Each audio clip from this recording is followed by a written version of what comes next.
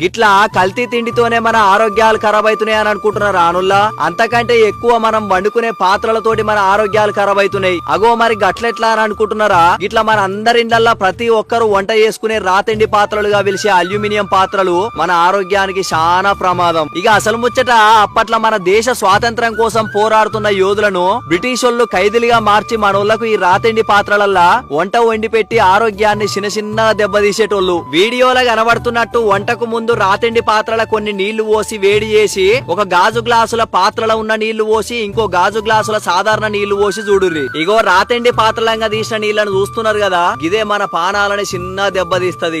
గప్పుడు బ్రిటిష్ వాళ్ళు పరిచయం చేసిన గీ రాతిండి పాత్రలు ఇప్పటికీ ప్రతి ఒక్కరింట దర్శనమిచ్చి మన దేశం మీద బ్రిటిష్ వాళ్ళ చివరాయుధం లెక్క ఇప్పటికీ దండయాత్ర చేస్తూనే ఉన్నాయి. అయితే గీ రాతిండి పాత్రలల్లా ఎసిడిక్ యాసిడ్ పదార్థాలు, చింతపండు, నిమ్మకాయ, మామిడికాయ, చక్కెర ఇలాంటి చాలా పదార్థాలు